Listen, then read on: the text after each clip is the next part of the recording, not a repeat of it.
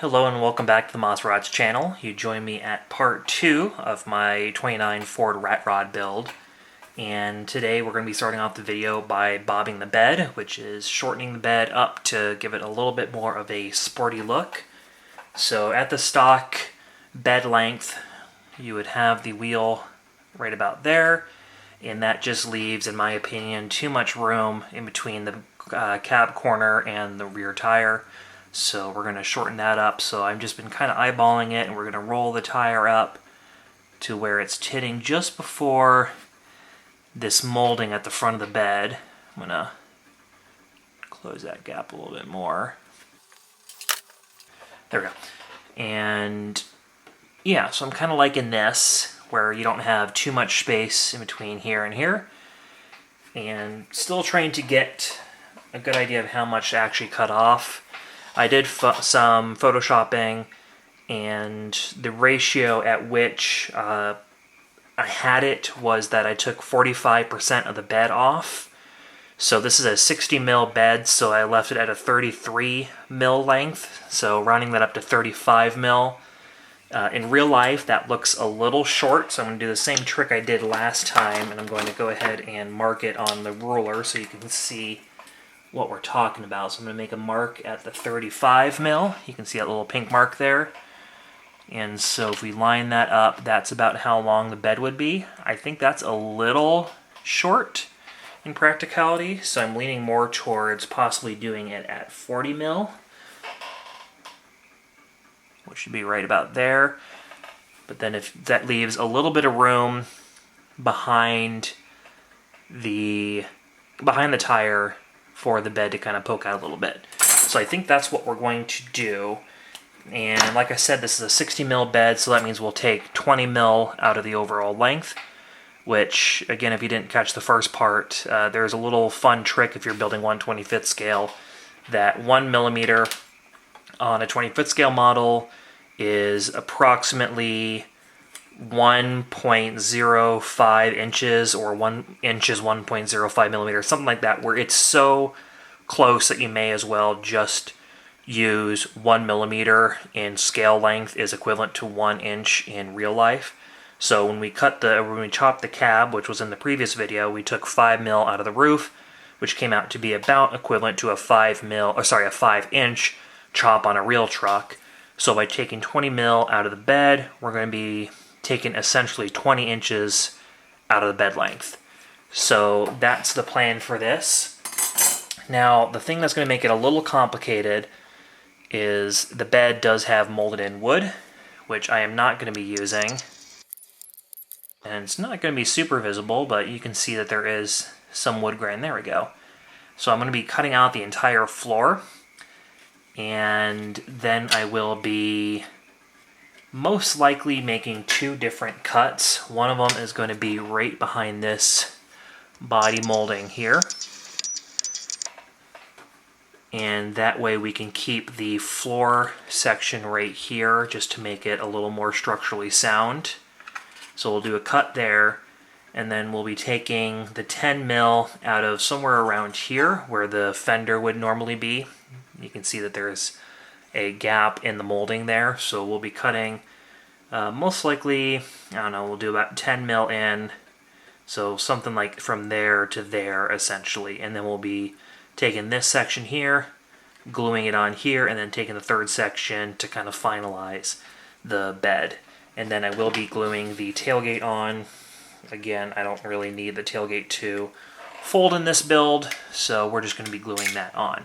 So that is a plan. I'm going to get everything marked up, and we'll see in a bit. Alright, so I have all the cut lines made on the bed, and what I end up doing is I went 15 mil back from the front of the bed in order to clear those moldings that I had mentioned. So the molding ends, let's see if I can get it so that the glare is allowing you to see. If I bring it in closer, does that make it easier? Yeah, so it's subtle, but here's the end of the molding for where the fender would start, and here's the other end. So if I went 15 mil back from the front of the bed, which is right here, and then I went 20 mil back from there. So we're taking out 20 mil from the center section so that when we join it, we'll still have that gap in between the body molding and it won't just be like an abrupt cutoff.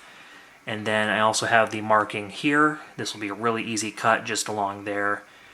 And that's what we're going to do. So unlike with the cab, this is a pretty big piece of plastic, and it's a pretty sturdy piece of plastic due to the fact that the bed is in here. So I'm going to go ahead and use a hobby hacksaw, and we're just going to cut it from the bottom like so. And then once I have the pieces removed, then I'm going to go in with either a hobby knife or my jeweler's saw and then cut out all the wood sections then. Alright, so all the bed sections have been cut up and are ready for the floor to be removed. So here we have the front, middle, second middle, and the rear tailgate section. And yeah, so this is the part that we'll be removing. So this section, what was it? I think 20 mil? Yeah, it's 20 millimeter, so 20-inch section that we removed. And then we're going to combine these two sections and then add the tailgate piece after, of course, we cut out the bed floor. And, of course, it's really rough right now, but you can kind of see that that is just, it might be a little bit short, but it's going to be hard to tell right now. But that is the length that I was hoping for. So I'm going to cut out the floor sections and get everything glued and patched back together. Alright, so the bed is all cut up and put together. I did some preliminary sanding and cleaning up, but I'm still going to have to go in and clean it up just a little bit more. And this is what we're looking at. So the thing that's kind of bothering me, which I know I have a crooked eye, but even to me, this looks crooked. It looks, I mean, it bows out slightly towards the bottom, which I'm not entirely sure how that happened, but it is 1 mil wider on the bottom than it is on the top. But it also looks to me that the left side where my thumb is slightly longer, but I've measured this multiple times and it is square from side to side. Both sides are the same length, and it came out to a final measurement of 37 mils, so it did end up a little bit shorter. What is that called? The thickness of a cutting blade? I know that's a fancy word for that, but I'm guessing I'm gonna guess that 3 mil is from that. I don't think the hobby saw was the right pick for this. I probably should have actually just done it with a jeweler's saw, but I was being lazy and wanted to do it quickly, so oh well. So it is a little bit shorter than the initial plan, but it did end up in between my two ideas because I was bouncing between 35 mil and 40 mil. 35 was the measurement I got from doing my estimations off my Photoshop that I did, where I took out, was it like 45% of the bed length in the Photoshop, and that would have been scaled to a 33 millimeter bed. But then eyesight was 40 mil, so I split the difference, and so, yeah. So we'll see how it looks with the tire, and it is, whoops, pretty good. It's a little bit narrower than I maybe had thought I would want, but I think it'll look pretty darn good behind there. It is, again, a little short. I probably would have wanted it probably at that 40 mil, but whatever. The bed floor has been cut out, so I still need to notch the front of the bed, but I still also have to notch the cab, so when we get the chassis all figured out, I'll probably have to notch that a little bit. Maybe not, because the bed will sit right about there, so there might be enough room underneath the bed to bring the frame out. And then, yeah, we're going to have an exposed C-notch here in the bed, or maybe just Z it. I'm not entirely sure. It'll probably be easier just to Z it as opposed to C-notch. But yeah, so I'm going to do that in this video. For me, this is where I'm going to end it tonight, but I do plan on having a longer video with the chassis starting on the chassis as well. So for now, we'll just leave you with this, and then next time you'll see me, it'll be another day, and I'll be working on the chassis. Alright, I'm going to give you a quick moment for you to see. Something has changed since the last clip of this truck, and I'm curious if you'll be able to pick it out on your own. So here is this, And if this doesn't help, then I'll go ahead and remove the tire. And if that doesn't help, well, if you look here, I end up adding about 5 mil back to the bed because I didn't like how short it was. It was looking a little too much like a tea bucket kind of bed. And I prefer having a little more space before and after the tire. I think it looks a little more balanced. So now that we got that figured out, we're going to go ahead and start on the chassis. And thankfully, I have one of these kits with a lot of parts left in it from my 30 coupe that I built 2 years ago. Since I used all different engines, different chassis, all that sort of stuff, this is basically just missing the interior and the body, which is perfect. So I went ahead and grabbed the Model A channeled chassis on here, and we're going to use that as the base chassis for this kit, or for this build. And it's a pretty good length. I might have to shorten up the front a little bit, but we'll get to that. And yeah, so I just did some quick markings. We're going to channel the bed over the frame. So marked about 5 mil up on the bottom of the cab. And that's where we're going to be cutting all this section out along with the floor pan here. And then we will be using this chassis, but we're going to notch it a lot more once we have the axle figured out. So the next step is going to be channeling the body and getting that over the chassis. And then we're going to figure out how high the rear axle needs to be. Now for the rear axle, I am going to be using the one from the Model A kit, from the coupe kit, sorry. And I think that will be just a good kind of modern style axle to use. So we'll be throwing that axle in the back. It's a little bit narrow, but only about 2 or 3 mil narrow than it needs to be. So I can easily just stretch that out. I'm probably going to cut these skinny sections right here, cut those out, and just replace them with some tube styrene just to make it a little bit wider.